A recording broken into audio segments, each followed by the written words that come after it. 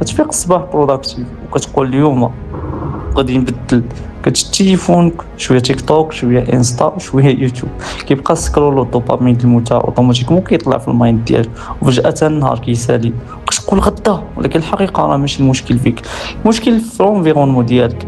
الا ما عندكش شي سيستم كيساعدك غادي تبقى داير نفس الغلط كل نهار.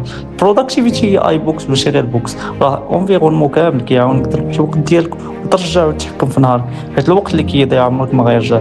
تيك بي كونترول ليانك انفايرمنت.